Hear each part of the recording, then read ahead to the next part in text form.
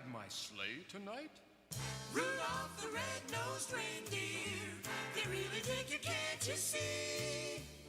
Rudolph the red-nosed reindeer, you'll go down in history. Rudolph, Rudolph, Rudolph the red-nosed reindeer.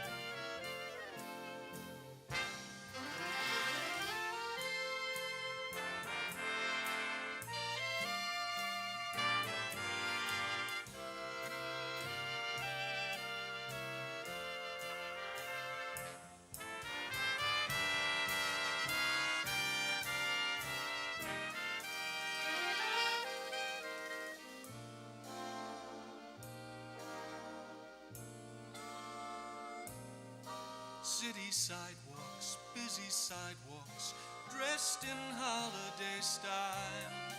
In the air there's a feeling of Christmas.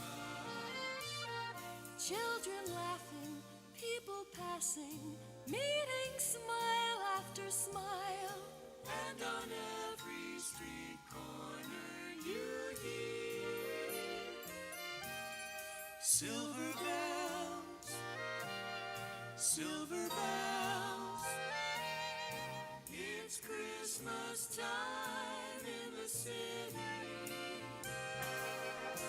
Ring-a-ling, hear them ring. Soon it will be Christmas Day. Soon it will be Christmas Day. Evening, everyone.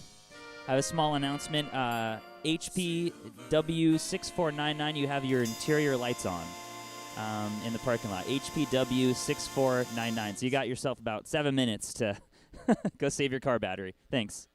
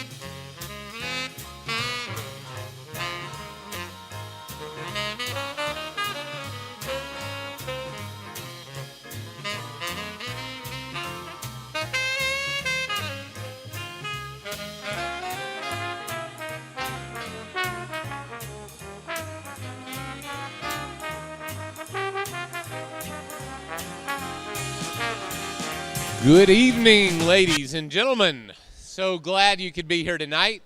My name is Kevin Carr. I'm the lead pastor here at Harvest Ridge, and tonight we have a show for you. You will definitely want to sit back, relax, and enjoy yourself. If you're joining us online, good to see you too. This is a church, believe it or not, and at a church, we do something. We pray because we believe God hears us when we pray. So we're going to start by asking him to bless all that's going on tonight and to continue his blessing over this cast. They have worked so much. They've worked so hard.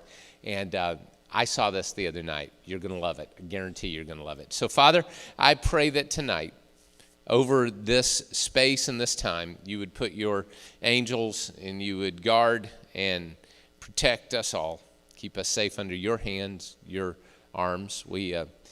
We thank you that we are alive and well in this day, and we thank you that Christmas is a reminder that you love us and you have reached down to us to show us your love and compassion and mercy.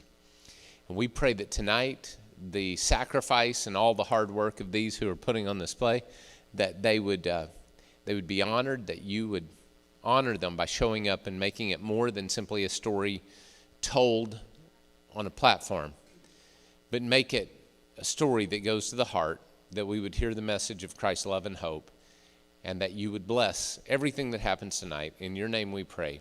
Amen. So without further ado, we want to present to you our play this evening. I forgot the name. Oh.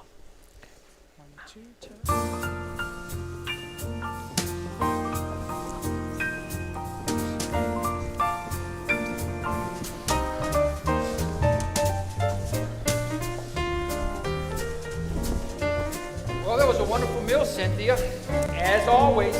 I helped make the stuffing, Grandpa. And you did a great job. Stuffing was my favorite. Yeah, Mom, the food was good. Oh, I'm surprised you even noticed the food, Diana. You were texting people all through dinner. Amy, my hotel business. Yeah. Is relying on us. Some of us work for a living, you know. And I'm sorry, my hotels are struggling this Christmas. Things have been hard for everybody this year, Diana. Not so hard for you homeschool moms. What did you say? You heard me. Girls? I'm sorry, Mom. It wasn't nice of me, Mom. I'm sorry. I'm just so stressed. Baby, I told you.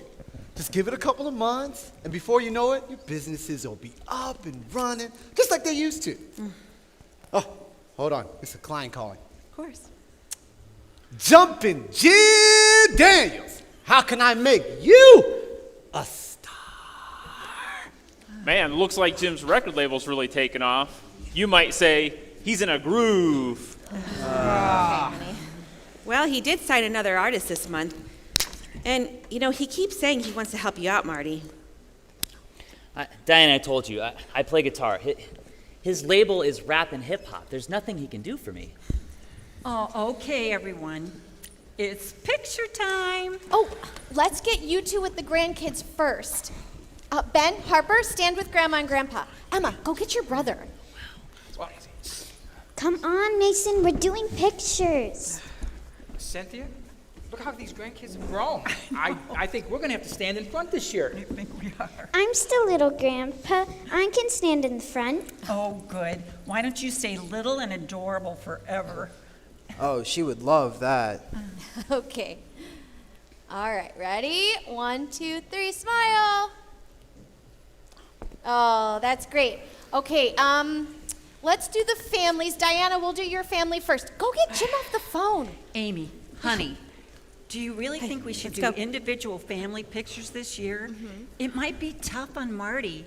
I mean, he was with Kimberly last year, and this year, well, you know. Mom, Kimberly canceled their wedding in May. That was like 7 months ago. He's over it. He's fine. You're fine, right, Marty? What's that, sis? You're over Kimberly, right? Yeah, but thanks for that awesome reminder, though. He's good. Amy, are you going to take the picture or what? Yes. Okay. All right. Ready? hold on. 1. Okay. 2, 3. Smile. Okay. All right, Dennis, let's do ours. Marty, can you take our picture on my phone? Yeah. See, you've upset him. Mom, he's fine. All right, everyone, here we go. On 3. 1, 2, 3. Ben, what's with the weird face? That's just how I look, Uncle Marty. Okay. Oh, my handsome boy. Just take the picture. We have to watch the movie. All right, here we go. 1, 2, 3. Awesome. All right. Oh, that's good.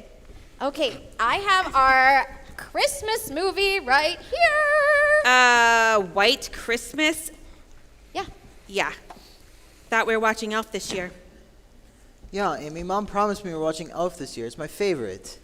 I love Elf so much more. Looks like there's 3 votes for Elf. We're not voting. We don't vote. We take turns. Yeah, Amy, you picked the movie last year. Come on.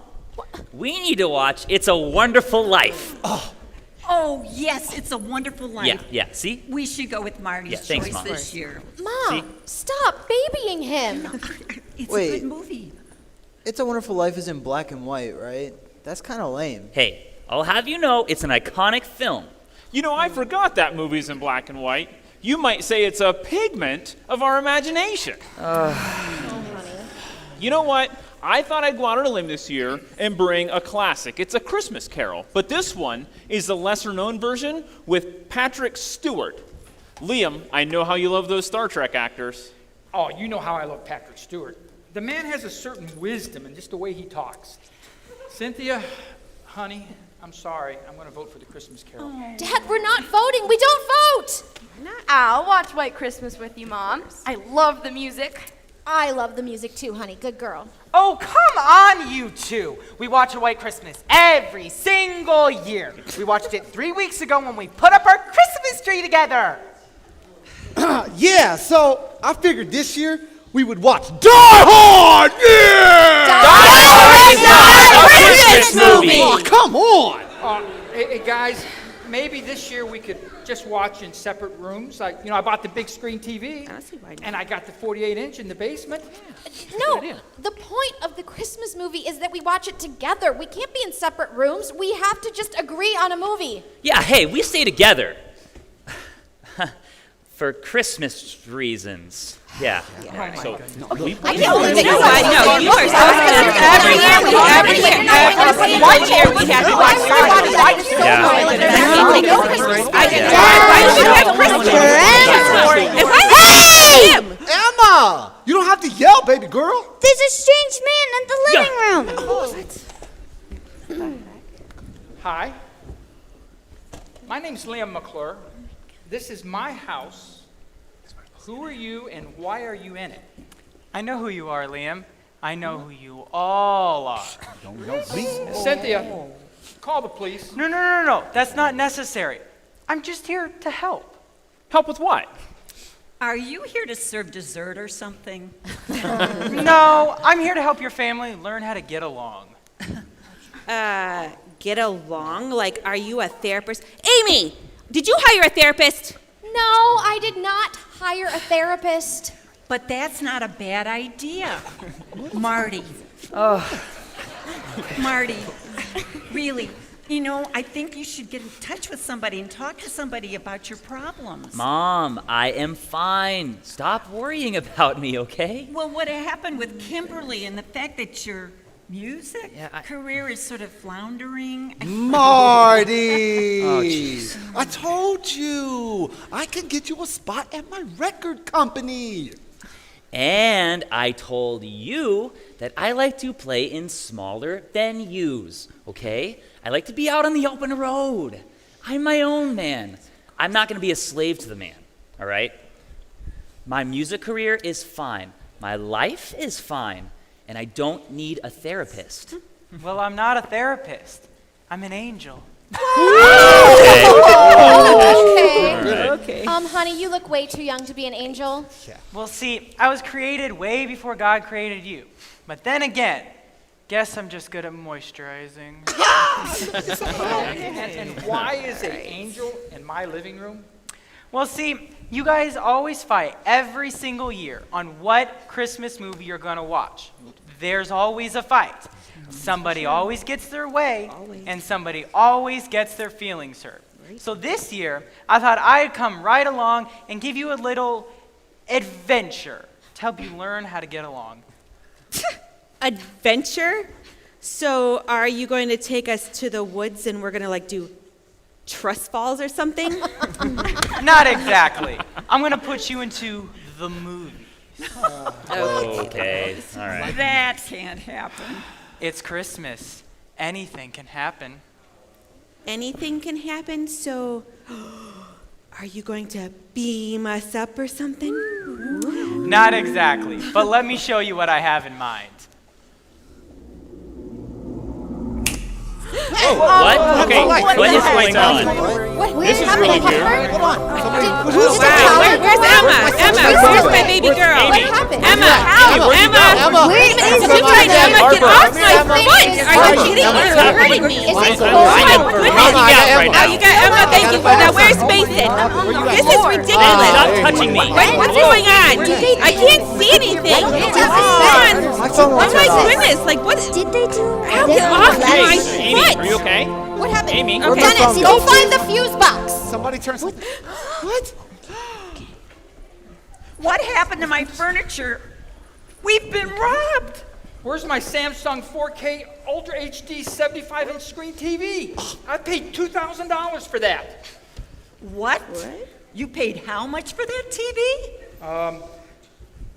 Hey, Angel Guy, Mike, whatever your name is, where is my TV and where is my house and where are we? Yeah, you better give us some answers or I'm calling my lawyer. Whoa, this is freaky. Look, snow! You guys are on a movie set. You guys have exactly 1 hour to dramatically act out the plots to 4 Christmas movies. My stage crew of angels will help you with all of your movie changes. Hi, everyone. I'm the bossy one. This is our teen angel. The sleepy one, I'm so sorry. This is the funny one. The sassy one. The fierce one. You can turn and say hello. The teen angel. Is that Gabriel? The strongest one. It's a pig kind of big. The farmer one. The assistant to the boss. And the tech. See you later. Hey, boss. Oh. Amanda, didn't I tell you not to do that?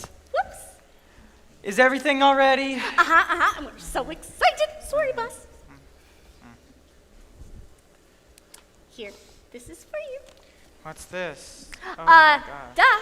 It's my headshot and my bio because, well, see, I was thinking just maybe, quite possibly, I could do some acting. And because it's always been a dream of mine. And this seems to be the perfect opportunity. Okay, well, what about a little narrating?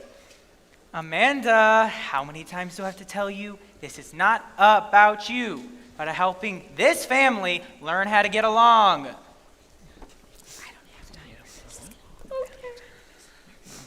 Okay. Here we go again. I'm sure all of you will have lots and lots of fun. And I'll just be moving these props, handing you stuff. Have fun. Anyways, sorry about that. After you guys get through all of the movies, you guys will make it back just in time for dessert. So what do you say?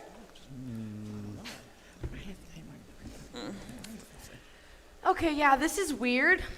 But this could be really fun. Do you think maybe we're all suffering like the same hallucination? We're the same dream. Yeah, it could be an elaborate robbery scheme. But why would they target us? Dream, hallucination, robbery.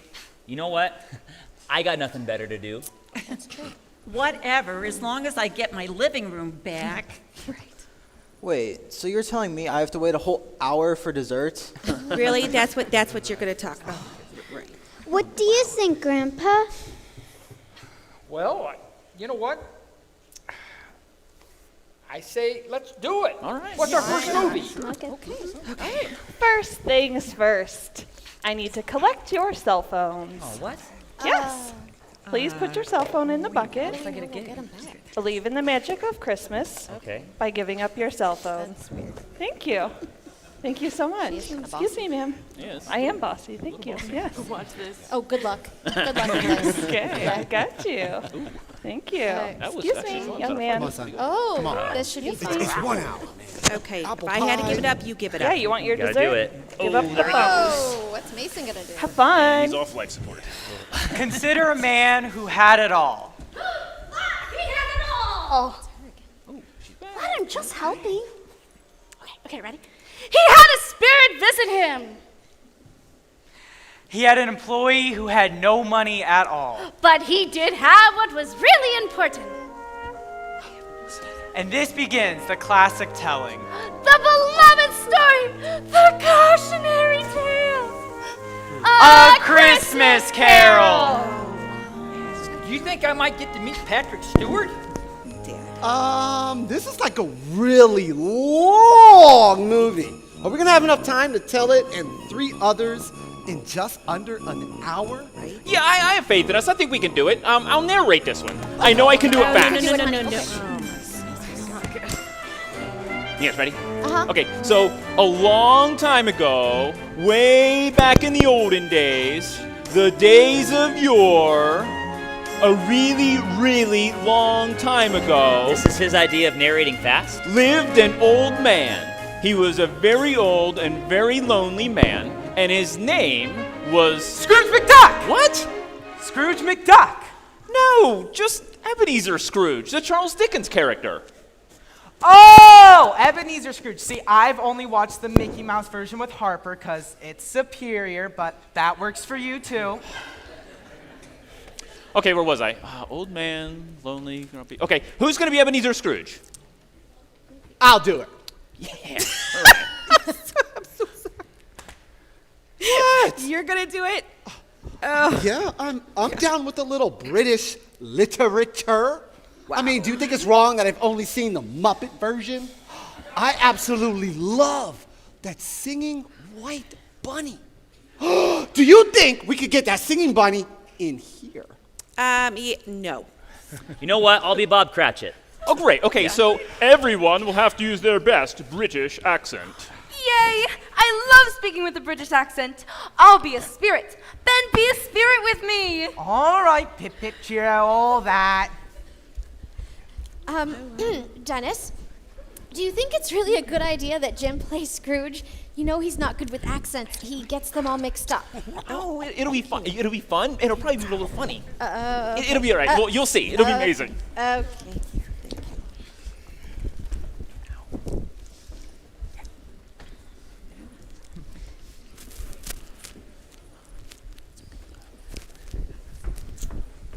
No, Bob Cratchit! That's absurd. Why would I give you the whole day off? Well, because, sir. Well, you see. Well, because, sir. Well, it's Christmas. Ah, Christmas, miss. Humbug!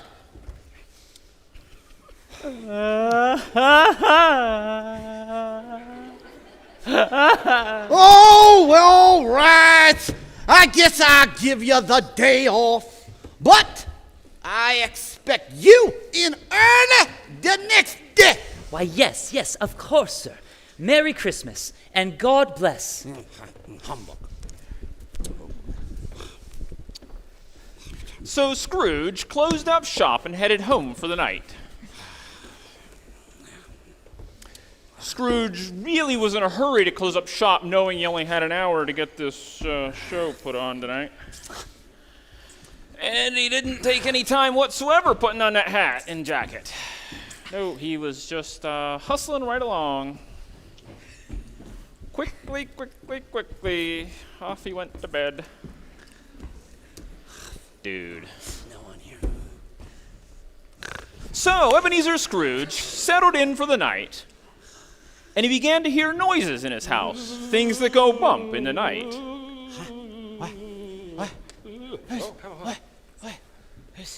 Who's there? You're not Patrick Stewart. Marley? My old business partner?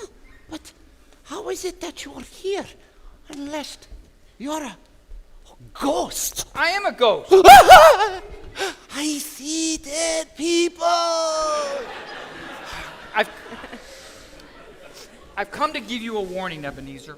Tonight you will be visited by 3 ghosts. The ghost of Christmas past, the ghost of Christmas present, and the ghost of Christmas future. But I'm afraid of ghosts. I don't want to be visited by them. Why is this happening to me? Well, Ebby, let me just be honest with you. You're a mean, old, grumpy man, and nobody likes you. And I don't want to see you end up like me, suffering for eternity, and eternity, and eternity, and eternity. But Marley, you was a good man. You was a good businessman. Well, maybe so, but mankind should have been my business. No. You are just a figment of my imagination. It must be something I ate. It was that sketchy green bean casserole I had at dinner. Hey, I heard that. I assure you this is real. No, spirit, go away from me. Be gone. So Scrooge, thinking he suffered some terrible hallucination from some sketchy food he had eaten earlier that evening, fell asleep only to be wakened later that night. Scrooge! What? Scrooge, it is I, the ghost of Christmas past. No! Yes? No! That's not true. If I can't see you, then you are not here.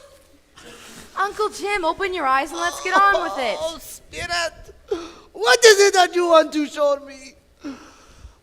Where are we? We're in the past. We're in your past, Ebenezer. Yes, I remember it well. And that boy with the beautiful curly hair, is that? That's you, Ebenezer. Abandoned and all alone. And a bit weirdly dressed, apparently. Hey. It's true. Your childhood wasn't all that great. Yes, but I grew up into a young man, and I met a beautiful woman. See? It's true. You fell in love with Belle, and she did love you back. Yes, it was the happiest time of my life. I wanted to marry her, but I had to make my fortune. And while you were off making your fortune, Belle got bored. Yes. So much for love. But, I got rich! Congratulations. So whatever happened to Belle? Belle got married and had a whole lot of children.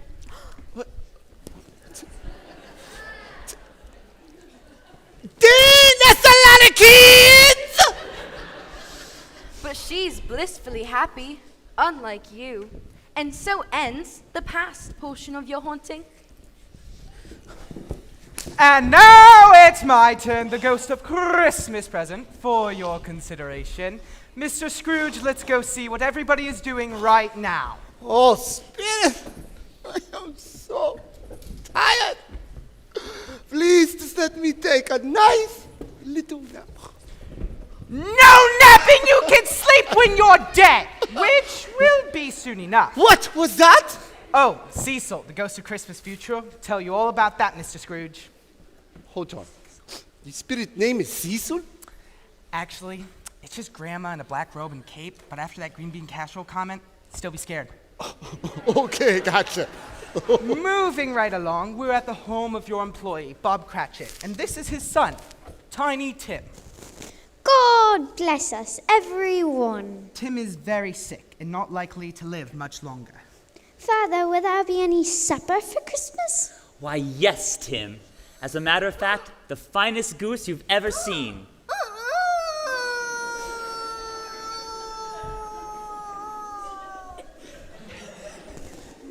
That's not much of a goose. Curious, since you pay him so well. Father, will there be any Christmas presents? Well, Tim, we have each other, and that's all the Christmas we need. I propose a toast to Mr. Scrooge. What? Mr. Scrooge? That old miser! I'd like to give him a punch in the... God bless us, everyone. Now, dearest, we mustn't speak ill of Mr. Scrooge. 'Tis Christmas after all. A toast to Mr. Scrooge. To Mr. Scrooge. God bless us, everyone. We get it, Tim. Oh, Spirit. This is too painful. I can't watch anymore. That poor child. And that pitiful excuse of a chicken! But don't you see, Scrooge? This is all you're doing. You're a part of all of this. Hunt me no more, Spirit! Hunt me no more, please! I can't watch anymore!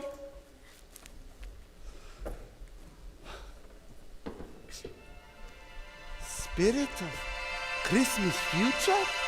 No, I can't watch anymore. I've learned my lesson. Please, let me go home. Fine. What is it that you want to show me? Please, let's move on so I can end this nightmare. No.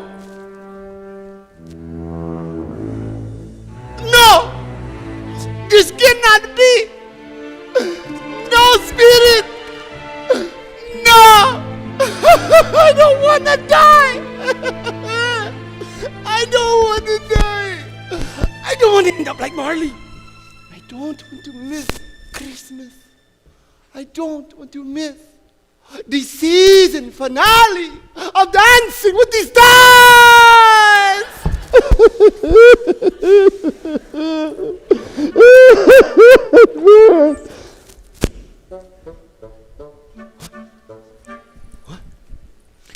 I'm awake. Scrooge was so excited that his visits from the ghosts were over that he ran to the window and he said, You there, boy! What day is it? Why, it's Christmas Day, sir. Yes, indeed it is! Here, I have something for you. Take this and go buy that prize turkey in the window. And Merry Christmas! Merry Christmas! Merry Christmas! Merry Christmas! Merry Christmas! Merry Christmas! Merry Christmas!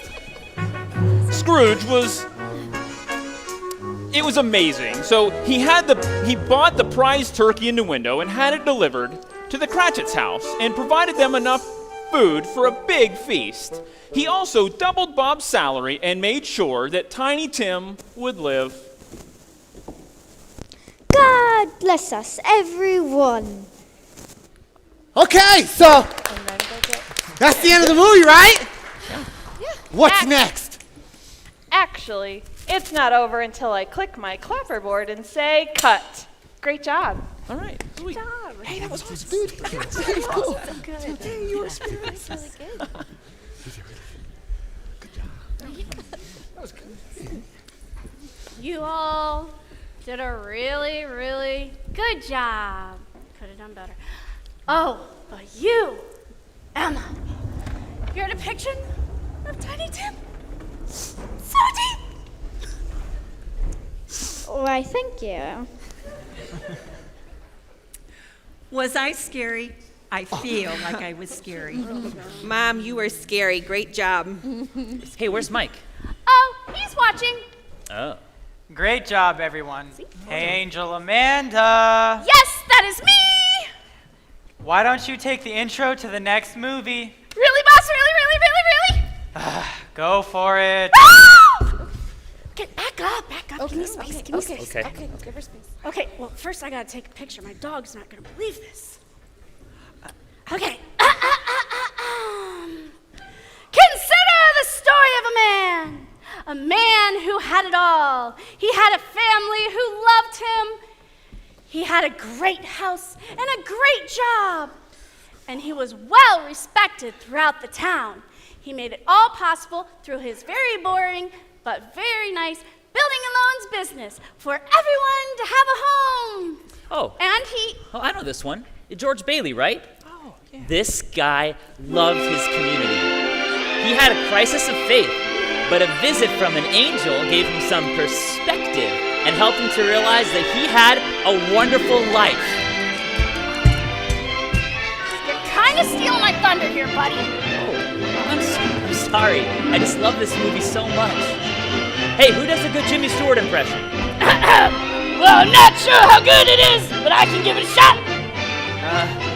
George Bailey. Who does a good George Bailey? Dennis, why don't you be George Bailey? Sure thing, Marty. Mason, go stand next to your Uncle Dennis. You're gonna be Potter. I've only seen this movie like twice, but okay. George Bailey was the sort of man that everyone loved. He saved his little brother from an icy death when they were just boys. He stayed home during the war with his parents, giving up his dreams to travel. He kept the town together and united during a stock market crash. This was the sort of guy that seemed to have everything sorted out. But he found himself in a situation where everything seemed lost. You see, crazy Uncle Billy lost a stack of money that was supposed to keep things afloat. But even the best of men have their breaking points and need to be reminded of what is really important. It's okay. I got this. But Mike said I could do it. But I mean, Mike said... No. Why don't you go take a break? I don't want a break. It's okay. Fine. I got this. I promise. Fine. Well, I'm telling you, Mr. Potter, you'll not get the best of me. Now, George, calm down. I'm not trying to get the best of anybody. Clearly, your building loans can't pay up on the money you owe people. I'm here to help. Come work for me and everything will be all right. I'll help you get out of jail. Well, I'll never work for you. You're just an evil old man who wants to own this town.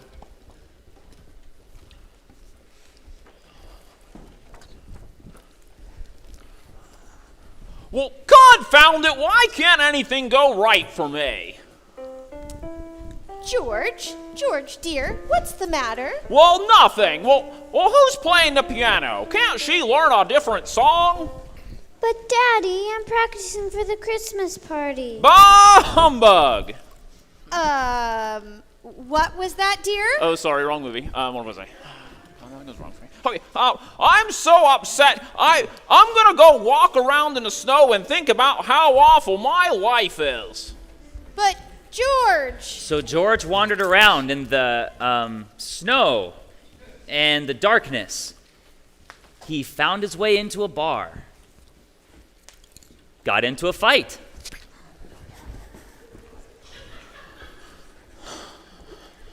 Then he crashed his car into a tree. And finally wandered up onto a bridge where a thought crossed his mind. And wandered up onto a bridge where a thought crossed his mind. And he said the thought out loud. Well, I could just end it all right here. I wouldn't have to worry about anything anymore. People wouldn't have to put up with me. Well, I've lost all my money. Potter's going to have me arrested because I can't pay on a loan. I'm going to lose everything. Well, I might as well just... And just as George contemplated ending it all, there was a splash in the water below the bridge. Enter Clarence the Angel. Now, George, being the honorable man that he is, jumped in to save Clarence from the icy water below. Well, what you going to do a thing like that for? I did it to save you. You did it to save me? Well, you jumped in first. Well, yeah. You was going to jump in, and I just jumped in first. And, well, that helped you change your mind. Well, that's ridiculous. I wish I'd never been born. Wow. Random. Come on, Jim, we got to keep this moving along. Okay. George Bailey, since you seem like your life is just so miserable, and the world would be so better off without you in it, I hereby declare that you never been born. Well, that's crazy. What do you think you are, an angel or something?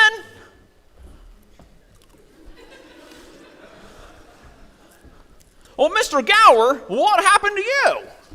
Yeah, he poisoned the kid's prescription. Back when he was a pharmacist, he went to jail for 20 years.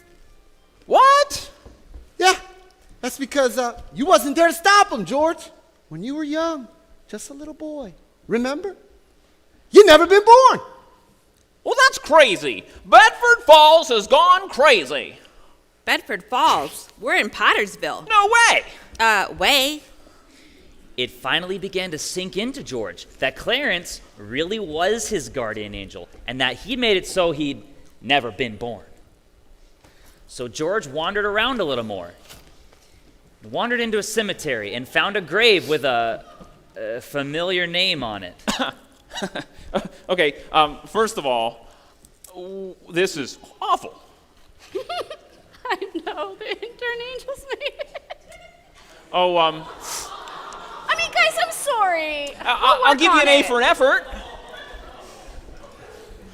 Well, this is all wrong. It says Harry Bailey. Harry didn't die. He saved a whole platoon of troops in the war. No, all those men died, George. Harry never saved them because you was never there to save him when he fell in the lake all those years ago. Well, where's Mary, my wife? Yeah, I've been trying to avoid this problem, but you really don't want to see her. Oh my goodness, this is where it gets really dramatic. And this is the part of the movie where I cry every time. I know, Mom. Me too, Mom. You're going to have to tell me, where's Mary? Okay. George found Mary closing up the library. She was an old maid.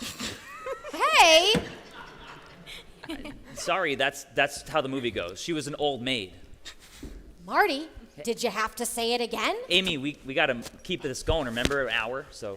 Mary, it's me, George. Yeah, it's me, your husband, George. Mary, don't you You man for who all intents and purposes we've never seen and has never been born, get out of here!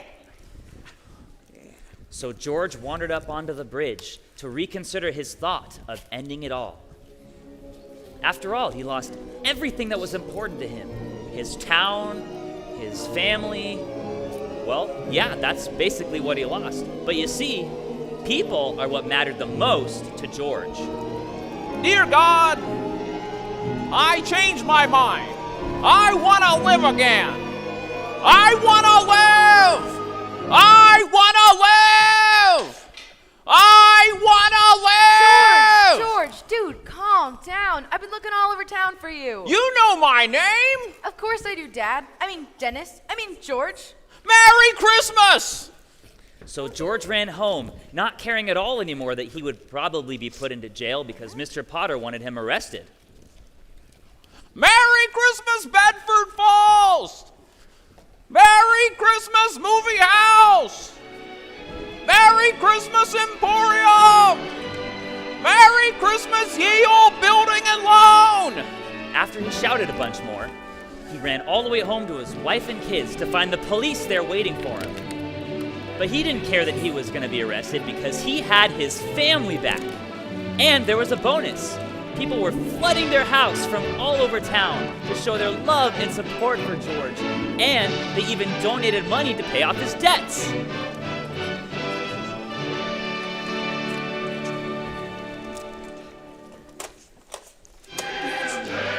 And Mary and George lived happily ever after? Yes, because George finally realized that happiness isn't about success. It's about the lives you touch and the people you surround yourself with. Every time a bell rings, an angel gets his wings. What? That is clearly not a thing. That was fantastic. Cut. On to the next Hey, can we keep this money? Good job, everyone.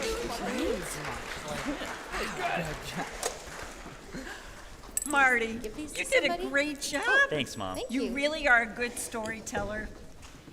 But Did all that talk about family mattering most Oh, here we go. remind you of Kimberly? Honey, do you need to talk about it? Mom, you need to hear me. I am fine. Things with Kim were bad, and I was sad for a while. But I'm moving on. I'm getting past it. I wasn't even thinking about her tonight. I was thinking about all of you. When I meet the right girl, she'll be so blessed to be in such a wonderful family. But Mom, stop treating me like I'm your little boy. I'm 32 years old. You and Dad taught me how to deal with life, good and bad, remember? I guess we have. Marty, I'm so proud of you. Thanks, Mom. Okay, now we're getting somewhere. But we need to keep moving. Angels, please set up for the next movie. Yeah, so guys, I know what movie we should do next. Yippee-ki-yay! It's not a Christmas movie! Oh, come on! Jimbo, how many times do we have to tell you? You cannot pick the Christmas movies. All right. Consider a man. Hey, boss? Yes? It's 2 men, actually. Yeah, 2 men. These men were in the army together. They had a general, they fought in World War II and had a general they really admired. And after the war, they became great performers and producers. And then they met 2 beautiful singing sisters who would change the path of their lives. Okay, so more specifically, the path of their train. But then they would go to save the general's end. White Christmas! It's White Christmas. Oh, so excited! I love this movie. It's my favorite. Okay, I'm gonna tell it. I'll tell it, you guys. Wait. No, I really want to be Judy. No, wait. I think I'd rather tell it. Oh, I can't decide. What should I do? Ben and I can narrate, Mom. Yeah, we've seen it so many times we can tell it with our eyes closed. Why would we close our eyes? We wouldn't. It's a figure of speech. But I don't we don't see it by actually, closing our eyes. Thanks, kids. That's so great. Now I can be Judy. Okay, it's a musical, so we're gonna need people that can sing. Jim, Diana, Marty, we're up. Come on, little brother, come on. Amy, I never really liked this movie that much. You and Diana used to make me dance around with you in the living room, remember? Amy, I have not sung in years. Come on, you guys. Marty, okay, I promise I won't make you dance unless you really want to. And you might.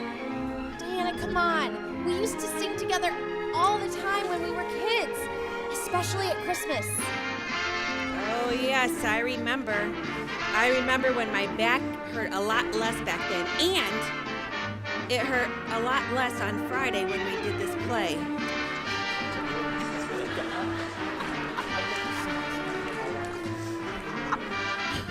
Well, what do you guys say? You know what? Are you in, little brother? I'm in. All right, kids, let's do this. Alrighty, folks. The year was 1944, the height of World War II.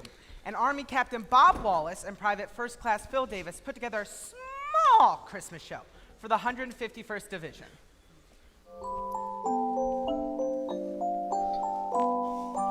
I'm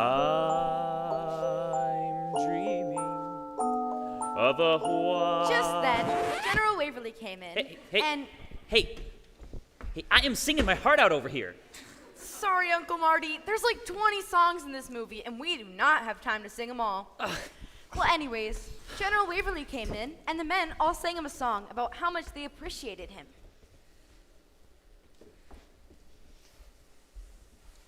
Oh, you want us to sing now? Few lines, yeah. Okay.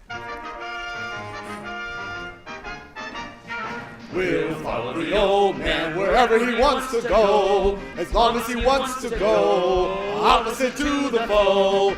We'll stay with the old man wherever he wants to stay, as long as he stays away from the battle fray. Because we love him, we love him. Anyway, they had to run from an aerial bombing attack because it's the middle of a war. Bob was about to be crushed by a falling building, but Phil shoved him out of the way, putting himself in the path of the falling bricks. Phil's arm got hurt from his heroic act. Oh, buddy. Oh, come on. Hey, pal. Hey, thanks for saving my life. Listen, if there is anything that I can do for you after the war is over, you just let me know. Actually, I had written a script, and I was wondering if you would sing it with me in your act when we go back to New York. And he had to say yes because this man just saved his life. After the war, Bob and Phil really made it big, and they had lots of hit songs. I never saw the sun Shining so bright, never saw them going so right. Noticing the days hurry and fly when you're in love. They fly over blue days, all of them, my God. Nothing but blue skies fall now. Oh,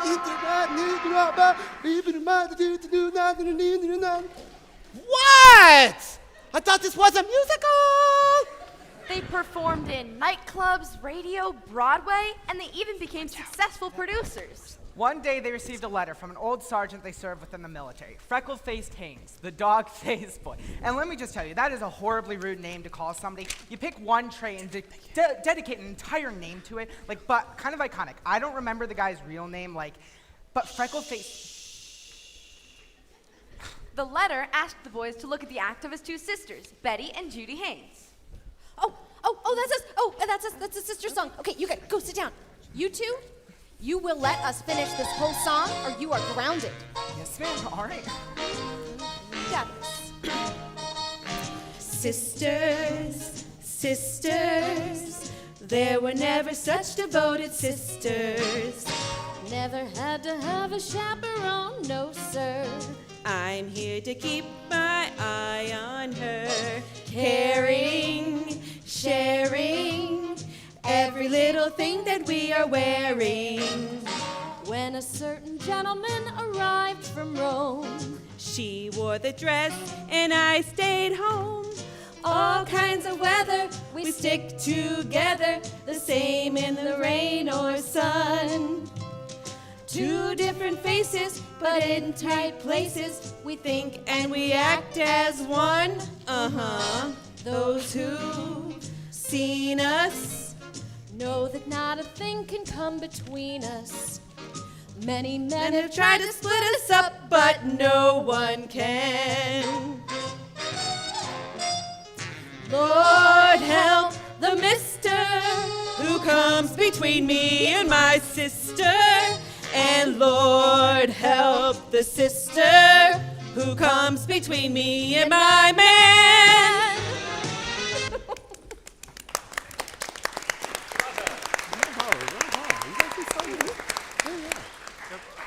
The four of them really got to know each other, and Phil found out that Betty and Judy were heading to Pine Tree, Vermont for the holidays. He also noticed that Bob was smitten with Betty, so he started to hatch a plan. Name one person you know who says smitten on a daily basis. It's how they talked in the olden days. Sure they did, kiddo. Anyway, the sisters' landlord then came running in with the sheriff because they burned a hole in the rug and wanted to have them arrested. You don't get those girls till after their number. You girls, go, escape out that window, and here. Okay. We'll take care of your number. Take our train tickets. Come on, we have to go sing our sister song. Oh, no. Oh, yes. No. I'm not doing this. Come on, Marty, stop being difficult. Just do it. Amy, you said I didn't have to dance. Oh, this isn't dancing. It's just moving back and forth to the music. But Amy, look at this.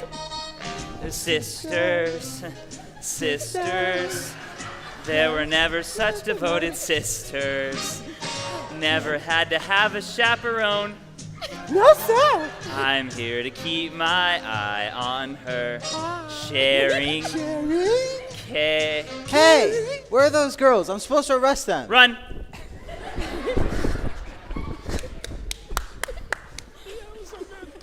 Anyway, the four of them got together on a train car where they sat. They sang some more. Hey!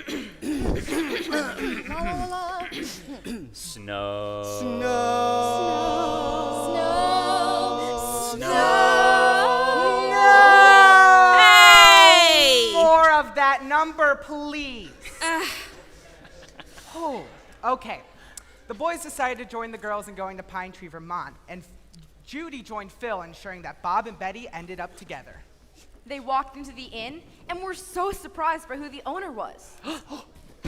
General Waverly! Eddie's men. It is so good to see you guys. I own this inn. And this is my housekeeper, Emma, and my little granddaughter, Susan. I'm sorry, but we don't have anybody staying here, so we can't pay you to be our floor show. Oh, no. They're going to stay. I mean, they can sing to you or me or little Susan, and we have a contract. No. Bob was so grateful for how the general treated them in the war and how he was treating them now. He wanted to get people to come stay at the inn. So then it's settled. We'll bring the whole show up here to rehearse, and we'll put on floor shows so customers can come in and see. And what we can do, we can even add Betty and Judy into some of our numbers. Oh, man. Don't tell me there's about to be a big musical number randomly right here, right now. Oh, yeah. Okay.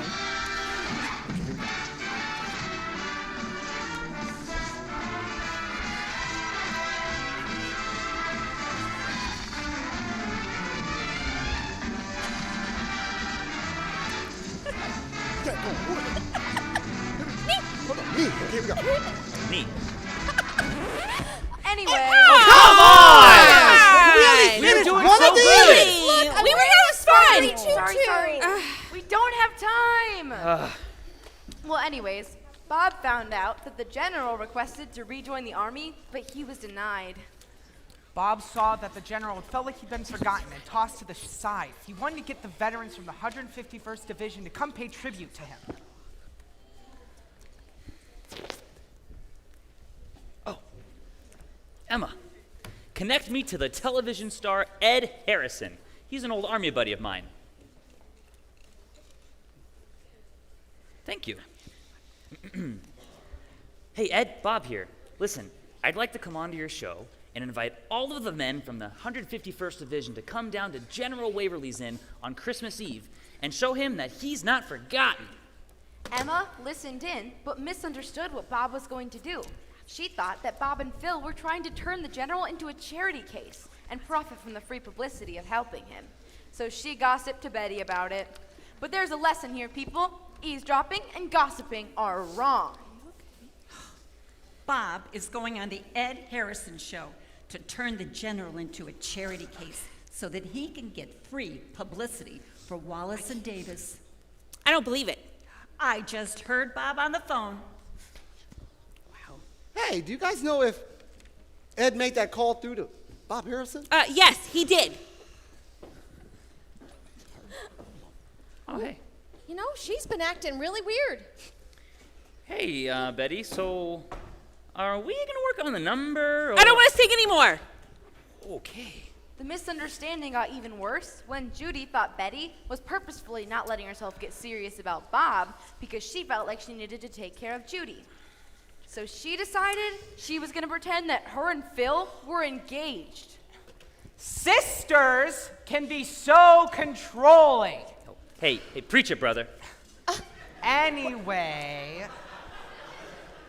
that night at the cast party, Phil and Judy announced their fake engagement, and their plan completely backfired when Betty abruptly left for New York.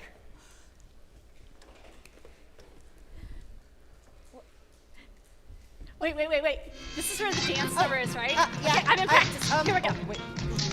Oh, what's happening? Okay, that's enough. We're not going to finish that number. Well, why? I've been working on it.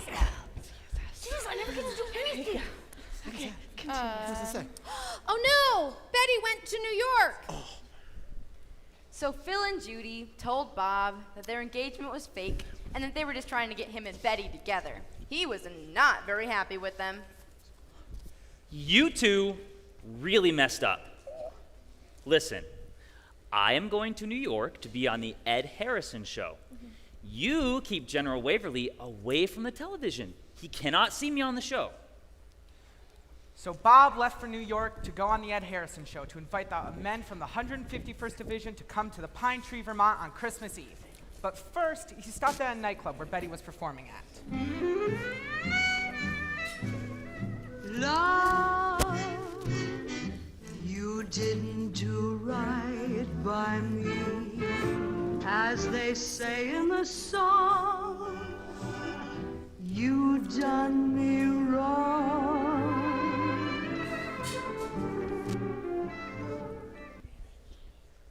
Hi. Hi there. Listen, Phil and Judy's engagement was fake. They wanted you to think that they were taken care of so that you'd start up a relationship with me. Well, they should have minded their own business. You can say that again. Hello, I'm Ed Harrison, I think. Sure. Bob, you need to come with me. All right, I'll be right there, famous television star Ed Harrison. Bye, Betty. Bye, Bob. Meanwhile, back at the inn, Phil had to fake an injury to keep the general distracted and away from the TV so that he wouldn't see Bob and Harrison's show. General, come quickly. Phil fell down the stairs. Oh. Let me help you up. Oh. Hey, I'll get you over to the living room and we'll watch the Ed Harrison show. No! Just help me walk it off. I don't want to faint in front of all the pretty ladies. Anyhow, back in New York, Bob invited the men from the 151st Division to come to the Pine Tree, Vermont on Christmas Eve.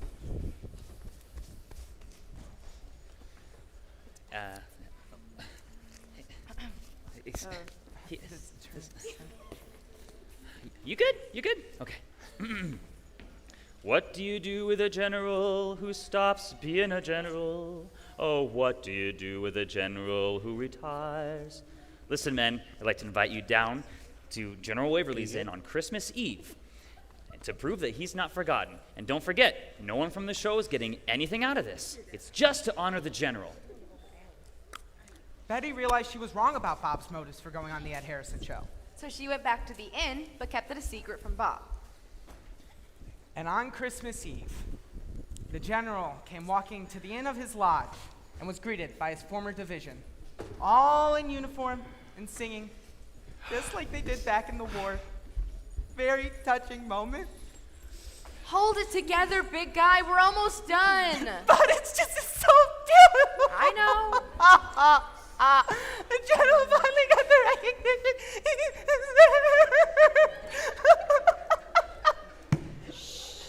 You're done now. Okay, so here's the rundown. Bob and Betty are in love. Phil and Judy are in love. The general knows that he's loved. His family and inn are doing great. And it snows! So everybody gathers around the great big Christmas tree to sing A White Christmas. We're gonna sing this one.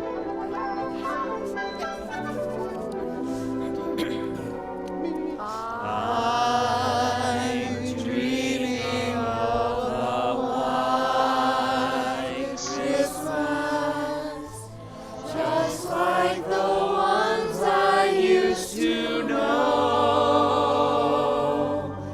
where the treetops glisten and children listen to hear sleigh bells in the snow. I'm dreaming of a white Christmas, with every Christmas card I write.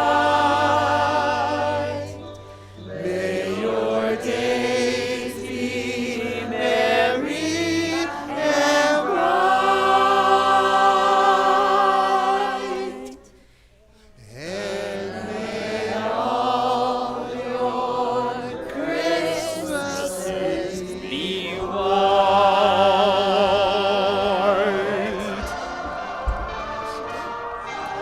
Well, that was good. Okay. All right. So beautiful! Okay, and cut. What a baby. Are you okay, my little Benny Boo? It's just such a great story. I know. is. I've been trying to tell you. I don't know. Hey, that really reminded me of when we were kids. Yeah, I used to boss you around a lot, huh? I kind of still do. I know that you always want what's best for me, so. I do. You know, I think that neither one of us were good at letting you make your own decisions while we were growing up. Yeah. But, you know, look at you. You are doing what you were called to do, no matter what any of us think. Yeah, having two overbearing older sisters really could have messed you up, but you turned out okay. Oh, don't you two go getting all mushy, or poor Mason will never get his dessert. I just keep thinking about that apple pie. There's a light at the end of the Christmas dessert tunnel, Mason. And hey, your movie's up next. My movie. The one you've been wanting to watch all year? Oh, I am not wearing that thing. I'll tell the story. Hey, Dad, you want to be buddy? You know, I'm a kind of pretty go with the flow kind of man, but even I have my limits, son. Dennis! You know, I want dessert as much as the rest of you guys, but I'm not wearing tights. Well, who's going to do it? You know what? I have a guy. There's an angel who owes me a favor. Hold on. Come on. Come on.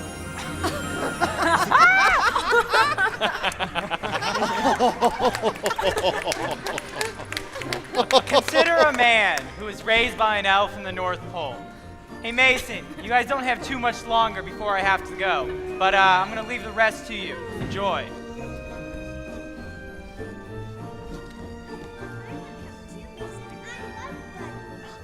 Emma, you heard Mike. We don't have a lot of time left. You're just going to slow me down. You never let me help with anything. Please. Okay, fine. Yes.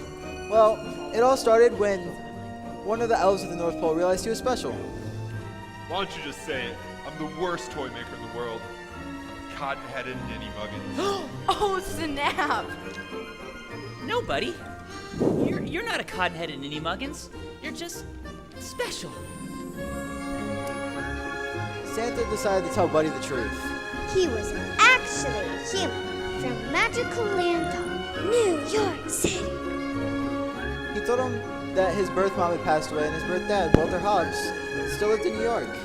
And he told him everything there was to know about New York, how there's 30 Ray's pizzas, and all of them claim to be the original, but the real one's on the 11th Street. But most importantly, Buddy, your birth dad, Walter Hobbs, is on the naughty list. No, that's from Home Alone. Oh, right. No! Buddy said goodbye to his adopted dad, Papa Elf, and went to New York to find his dad.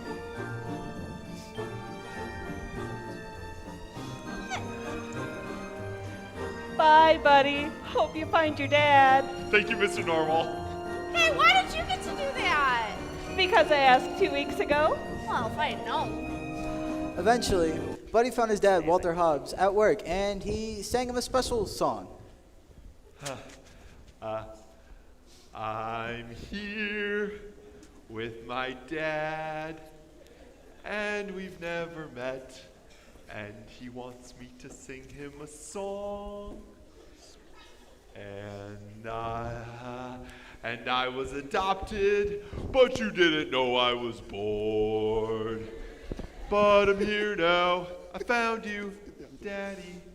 And guess what? I love you. I love you. I love you!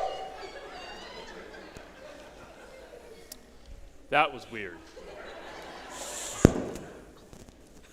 Walter didn't believe Buddy was his son.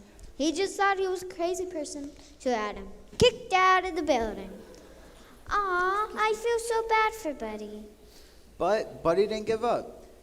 He had adventures in New York. He ended up finding a job at a gimbal store and even meeting a pretty girl. Do I really have to wear this? It's the only way I could get Matt to do this. If you played his love interest, so have fun. Hi, I'm Jovi. I'm the love interest, and I'm done now.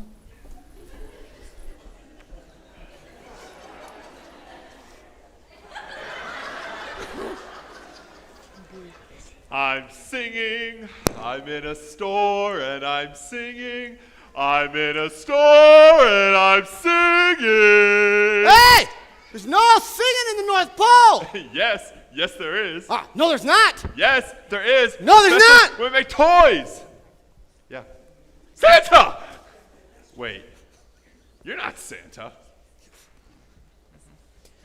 Buddy had a slight altercation with the fake Santa Claus at Gimbals. You sit on a throne of lies! You smell like beef.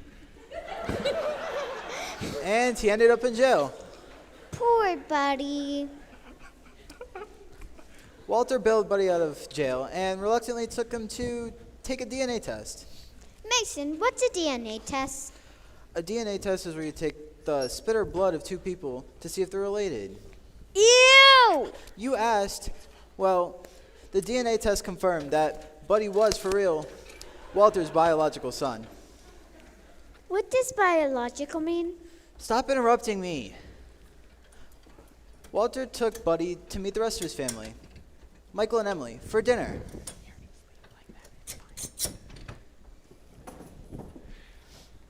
So first, I traveled through the 7 layers of the candy cane forest, past the sea of swirly, whirly gumdrops, and then I walked through the Lincoln Tunnel. Buddy made his new stepmom, Emily, a special meal. We elves like to stick to the 4 main food groups. Candy, candy canes, candy corn, and syrup.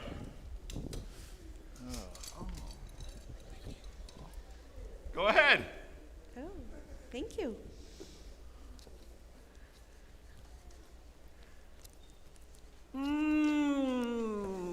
A soap? That's so good. Buddy spent this time bonding with his new family, and he even convinced Walter to take him to work with him to see what it's like to work in an office.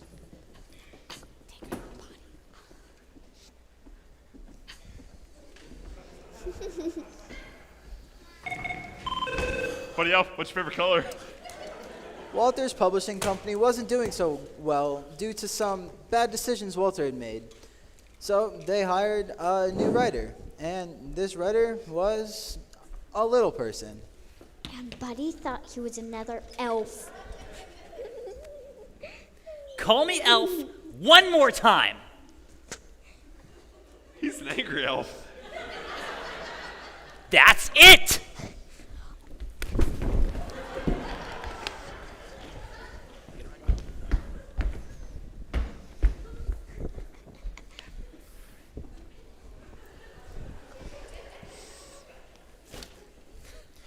Get out of my office and get out of my life. Walter got really mad.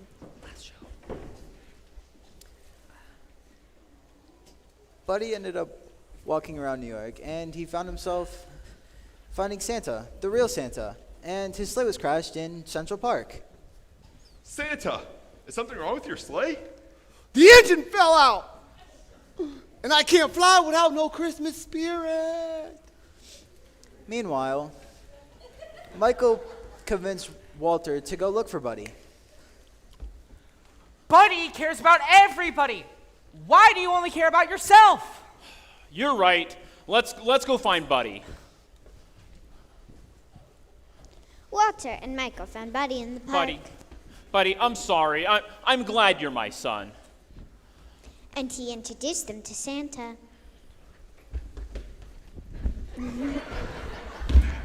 You're Santa? I thought you'd be a little fatter. Dude, I do CrossFit. There's no such thing as Santa. Oh, is that so? Check this book out. Santa proved to Michael that he was for real by telling him what he really wanted for Christmas. So, Santa's sleigh needs more Christmas spirit to fly again. I have an idea. Michael took Santa's book to the news crew and crowd and told everyone what they really wanted for Christmas.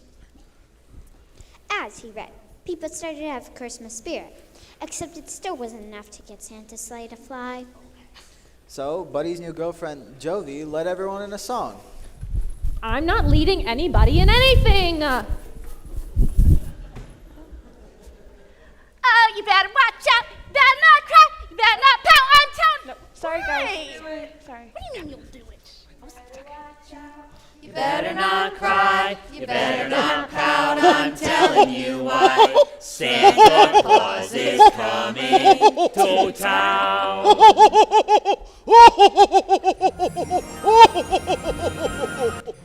And Buddy's family believed him that he was really from the North Pole. Walter became a good dude and had an honest publishing company. And Buddy even became a writer, and he wrote children's books about all of his adventures in the North Pole. Buddy and Jovi got married. They had a baby, and they visited Papa Elf in the North Pole sometimes, and they lived happily ever after. The end. And cut. You guys did awesome.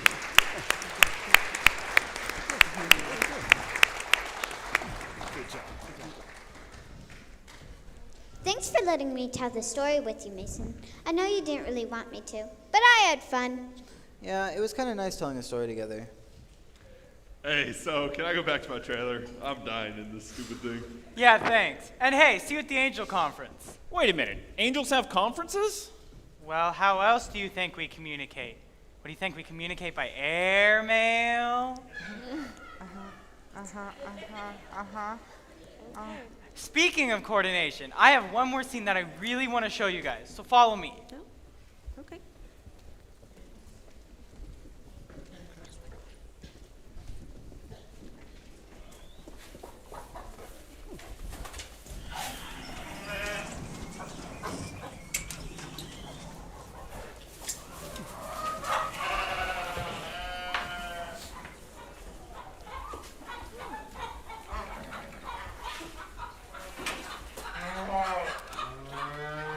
You guys have probably been told this story many times, but probably have never considered about it in reality.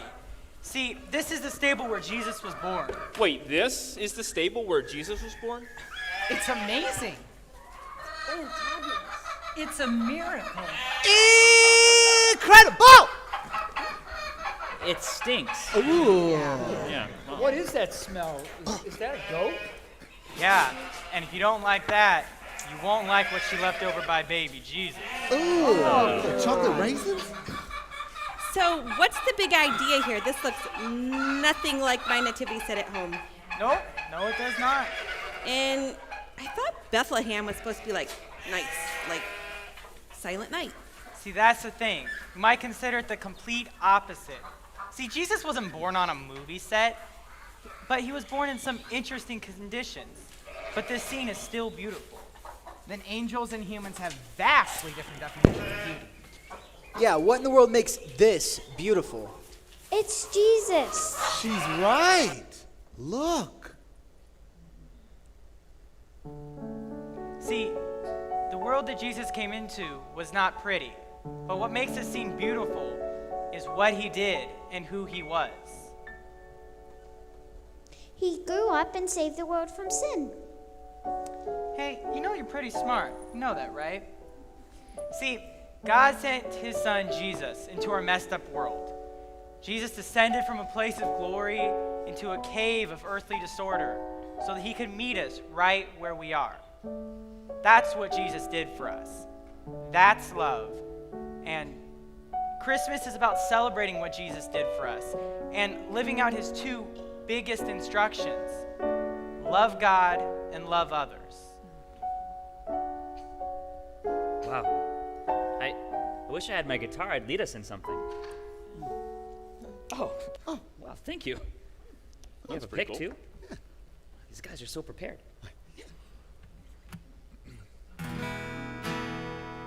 Oh, come on, ye faithful, joyful and triumphant. Oh, come ye to Bethlehem.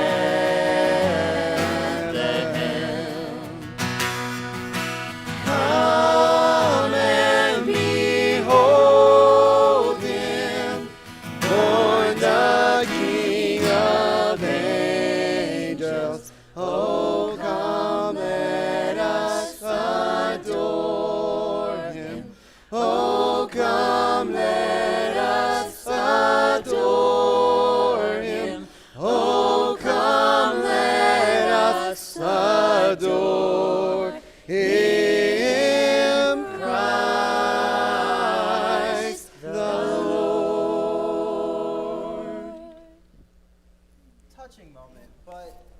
have dessert now? Nah, son! We still got one more! I'll be John McClane! Die Hard is not a Christmas movie! Come on!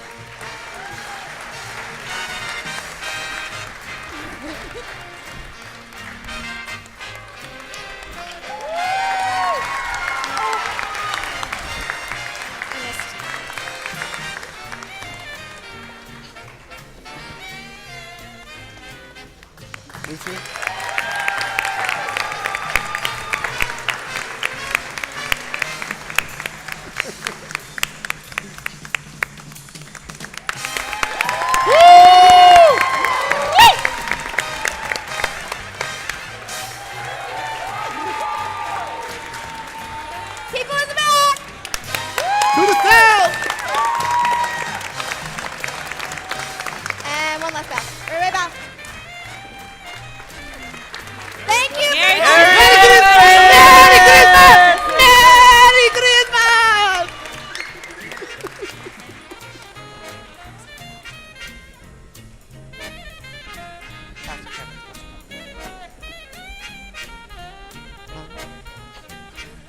Thank you for being a part of our Christmas story tonight, the Merry Christmas from McClure Family Drama.